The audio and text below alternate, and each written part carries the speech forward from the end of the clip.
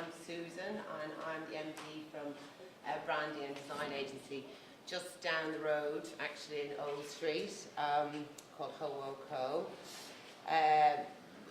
We're brand-led, we do it on digital work, and in a nutshell, we kind of help companies express themselves. I'm going to talk to you about something that's been bugging me for quite a long time, actually. Intranets, really, and in particular, internet applications. It's been about 20 years of the web now. Well, I kind of think of it as 20 years. I've been doing it for nearly 20 years. It's 1995 since I hand-coded bt.com. Badly, I might say, but it happened. You know, we were all on dial-up then, we're all on fibre now, and it's a very mature, grown-up industry. I don't need to tell any of you here that now. You know, the whole area of user experience is very mature and understood and well employed in external web environments. You know, there's a whole industry that's dedicated to making websites easy and pleasant to use, especially transactional websites, functional websites. We know that, we take that for granted. You know, the one-click stuff is a good example of it. So we can check out of transactional websites very easily, and we don't go back to websites that make it difficult for us to do that unless we have to. Unless we have to. But if we don't have to, which is usually the case because there is normally competition, then we ignore sites that put obstacles in our way. So we can book our flights, our hotels, our cars. Here's just some screenshots of a few kind of transactional websites. And increasingly, we can do that, you know, on the move and on devices that suit us. In the places that it is convenient to do so. So that's obvious, we know that, it's been around for a long time. But in contrast, let's just have a little look at a few kind of common internet applications that are currently in use at a large corporation. But this corporation that I've used as an example, which will be nameless, isn't being pointed and singled out as being unique. This is what large corporations do, this is what their intranets are like. This is an expense claim system. I'm not going to go through it in detail, but you can kind of tell by looking at it what I'm talking about here. This is an annual leave tracking system. Again, not in detail, but you know, all that stuff that we're very used to externally in websites in terms of where information is placed and how it is presented to us and where the buttons are and all the fields and all that kind of stuff is not given the consideration it ought to be given. This is room and desk booking. The form on the right hand side is the output for the desk that you might have booked. And this is a car booking system. It looks like the kind of bad old days of the internet, doesn't it? It looks like stuff that, you know, back in the late 90s or, you know, the early noughties. But this is not unusual. This is not unusual. But why does it matter? You know, who cares? Well, corporations should care because it damages the brand. I mean, it damages the relationship that the corporation has with its employees. The message is really, you don't care about me. That's the best message. The worst message is, you really don't like me at all because you're making me do this. I'm going to use an example in the external world. I mentioned earlier on that there are cases where you have to use websites. I go to Dublin 8, maybe 10 times a year, and I use a budget airline. I have to, because with that amount of flights, you know, I would be spending thousands and thousands of pounds, a lot more than I am at the moment. So I am forced to spend, to use this particular budget airline. But this is an example of where an airline or a transactional website is putting me through a situation that I'm finding abhorrent. So this was yesterday. No surprises as to who the airline is, but so this is after I'd finished. I'd said where I was going and when I was going. I filled in the details of myself and my children.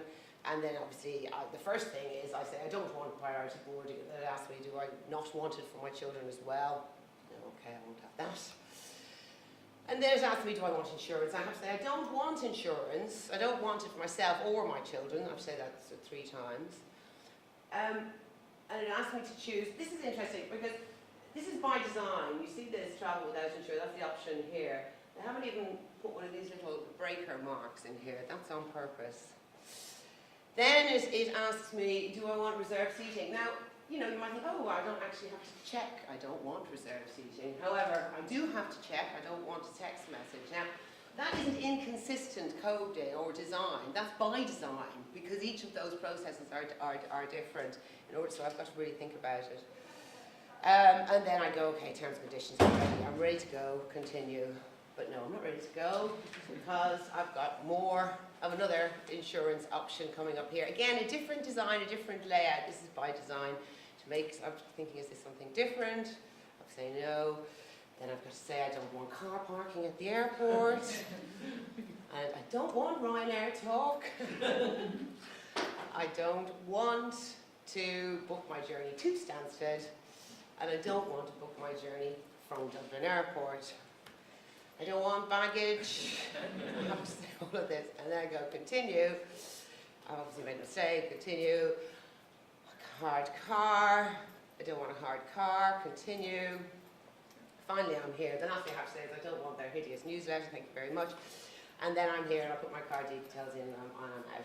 Now, as it happened yesterday, this was the result of the final transaction. Well, I don't normally do that because that means it's really, yeah. Anyway, the point, I know I've used Ryanair, but I mean the point is that if you are forced to go through a process that is really awful and you know, it takes a long time and it is very, very tedious and annoying, the net result is that you feel very badly about the organisation who has forced you to put through that process. So I'm saying the same applies for internet applications. You're putting your employees, large corporations, putting their employees through this process. So you're basically saying to them, you don't care about them. Give them good apps, show them you care.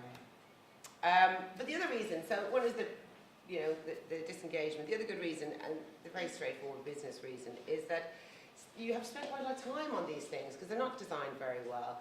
So, you know, and the only way you can do a lot of this stuff in large organisations, there's no alternative. So you have to do it. And of course, time is money, so there's an opportunity cost there as well. So that's why we should care. Why are they bad, though? Why are they so bad? This is what I think. And I have used the help of Dilbert here, the 3 reasons why it's bad. The first reason is UX.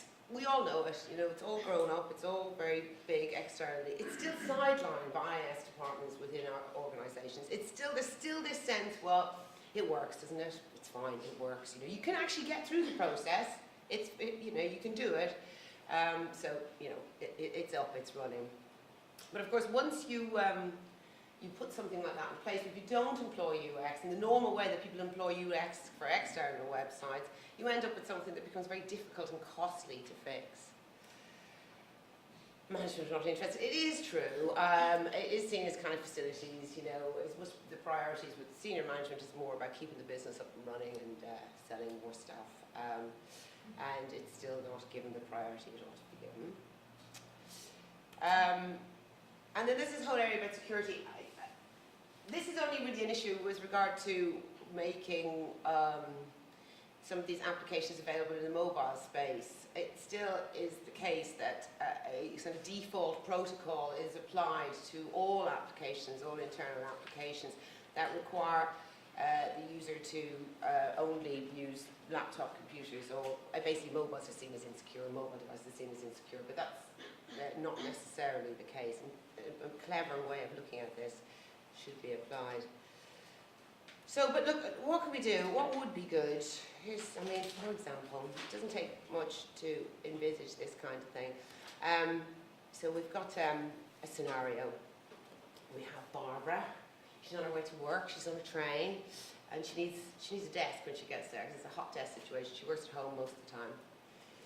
So she goes for a smartphone. She gets out her app. She locates the building that she's going to. It's automatic of the day, and choose the time that she wants it for. It gives her a list of it's got meeting rooms here, but you can imagine it'd be desks. There's a map showing her where the free spaces are. She chooses one of those. She gets to the office. She has had a sex change, you may notice. She's got a hairy hand, but anyway, she gets to the office. She uses the phone to check in, and then she also uses her phone to find directions to this desk if she doesn't know where it is. That's not hard to do. That isn't difficult to do. But even if you didn't go that far, if you didn't use the mobile, if you just kind of, redesigned the web application, you could do something that was just more normal as far as external web apps are concerned. Treat internal web apps the same way as external web apps. They have a couple of examples which I won't spend much time any time really going through. I just put them in as screenshots in here. One is a library for a part of BT that's called Global Services that has tools for all the marketing communications people to use, and it's a very straightforward search engine. It's been designed with external sensibilities in mind. The other is for National Grid. This is an internal system for internal communication, so they can devolve messages down from the top right down to all of the teams, and this is a system that allows them to disseminate that information, and it's designed again with external sensibilities, treating people the same way inside the organisation as you would treat your customers, basically. So, what should we do? Well, I think that what we should do is lessen the focus on the next big thing. Innovation is, it's not all about new things. It's about new ways of getting things done. There's a few shots here of some apps that corporations have used. There's this kind of rush towards doing the latest and the next big thing. And these are all use once apps. They'll have been downloaded and they'll be sitting around on people's smartphones and doing absolutely nothing. They're not really that useful or valuable. They might get you, a couple of items on a blog somewhere, or somebody might tweet it, but it's really not that useful for you. It would be better for organisations to divert those budgets into sorting out the internet.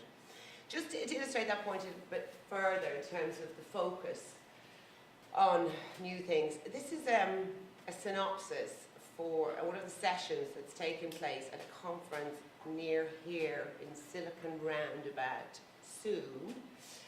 Just read that for a sec.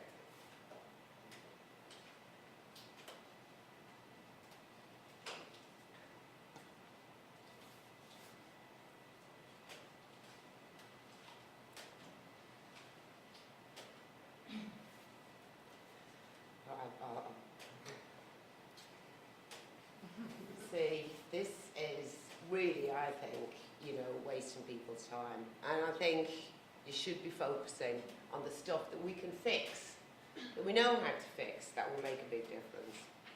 So, what do we do? Choose a key application. Room booking, car booking, all those kind of things. Choose something that your people use time and time again. There will be a half a dozen of them that will come to mind really, really easily. Do some cost-benefit analysis. It's easy to do that. You just work out how long people are spending using this thing and how much that is costing you as an organisation. Take even 10% off that time. That's all you take off. And you come up with a very, very big figure. Not easy. With your cost-benefit analysis, then you can go and get your business case. Engage UX. Well documented, we know well, UX, get UX involved to design you something fabulous. Something normal, doesn't have to be fabulous, but something normal. And run it like an external web app project, run it in the usual way. And then this, fight the negativity, Matt Kington, I don't know whether some of you were in that, the keynote speech, but he talked about signals and he talked about that situation where you're in meetings and people come up with good ideas, and the natural thing that people do in response to that is, oh, I'm not sure how that would work, and there's always so many reasons why not to do it. He said something that I'm going to repeat, which was the idea of saying to people, I have an idea, will you help me build it? And it's trying to help people open up and stay focused, stay inspired, and get something done. So that's it. I'm done.